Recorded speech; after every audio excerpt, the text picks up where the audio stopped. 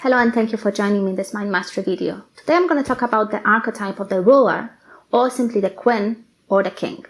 So this archetype is all about power and control, leadership, management, creating structure, and kind of seeing all elements and how they fit together so that we can create some sort of system, management system in our lives, in our personality, or simply when we lead other people.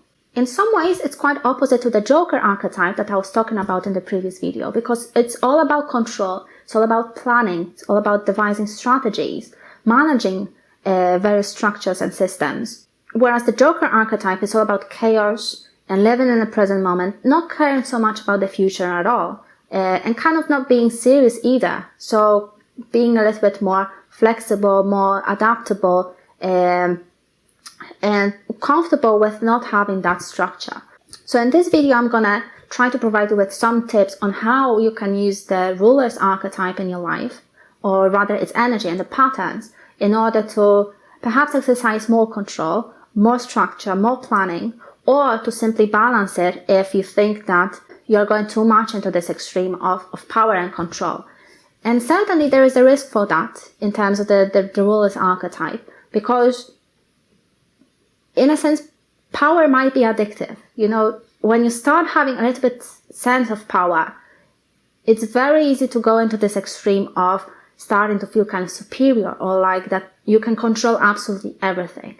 And I'm going to talk about this risk in a minute when I'm going to go into negative traits of this archetype. So the positive aspect of the ruler archetype, so this is when it's balanced by other energies, is all about kind of taking into considerations different perspectives, different elements of your life, of your experience, so that you are kind of open-minded to different possibilities. So the more options you have, the more complete, in a sense, or accurate or efficient your system can be, because you have more information, right? So you can see more possibilities, more opportunities, which you can then integrate into your plan, into your management system, however you want to call it, into your simply a sense of control and power. It's also very balanced between work and play. So between the receptive or the feminine part of ourselves, which is all about,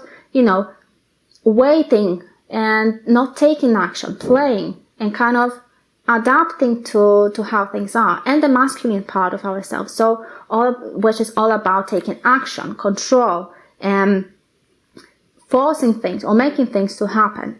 The positive side of the ruler's archetype is all about balancing this two, so that you can steadily move forward rather than going into extreme.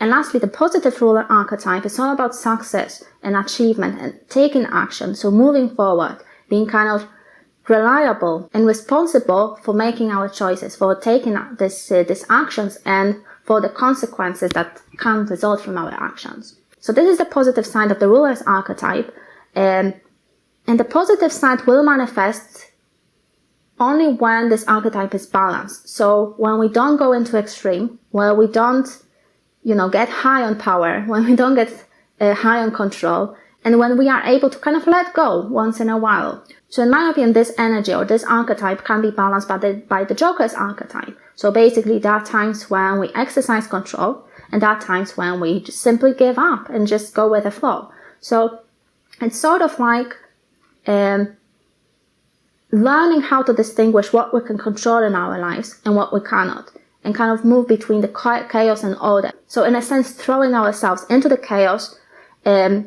and then extracting the treasure, extracting learnings, extracting different experiences, and integrating them into the structure that we are building. So basically things we can control. When we repress too much of this Joker's energy, and we go into this ruler's archetype too much, so basically going into this extreme of control and power, we might become somewhat rigid, somewhat of a tyrant, dictator, where we are very narrow-minded and we don't see options, when we don't see opportunities, but we over-focus on the outcomes we want to have. So we over-focus on controlling as much as we can over environment, which clearly doesn't work because there are things that we simply cannot control. But the negative aspect of the ruler can't see that. he or she believes that they can control absolutely everything. So there's no space for play, there's no space for spontaneity, there's no space for introducing novel elements, novel experiences. So obviously that diminishes the chances of our learning, because we become very narrow-minded and very close to new experiences. This can also lead us to kind of developing this superiority complex, being arrogant, feeling like, oh, we absolutely know everything, we have absolutely everything mastered, which can also create a sense of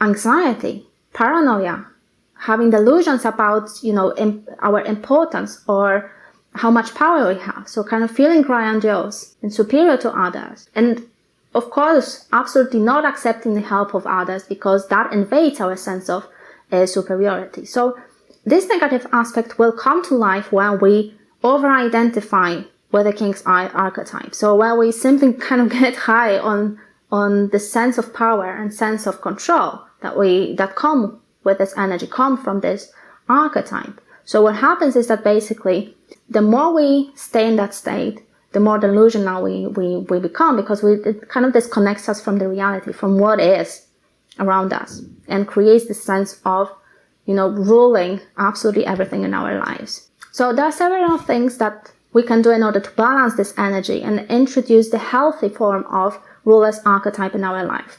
Well, first and foremost, of course, we need to balance it with a joker's archetype. So basically, we need to have a healthy sense and balanced sense of a joker. So knowing when and how we can play responsibly without going into extremes. So relinquishing enough control so that enough novelty can be introduced in our life, enough chaos can be introduced in our life, but without going overboard and destroying absolutely everything. Second, we need to be aware of how much power we think we have. So we need to watch for the signs of ego inflation. So are we not overestimating our power, or are we not underestimating our power? So kind of keeping in check our ego, basically, and our sense of self-importance and how much control we think we are having.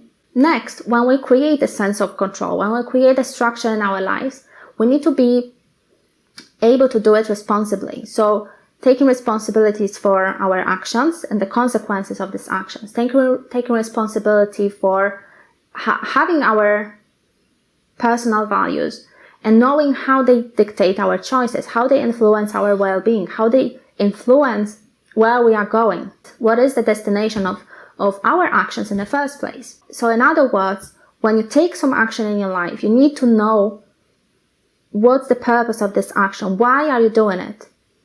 Right? What's your motivation behind doing it? If it's a random action, it's coming from the joker's archetype.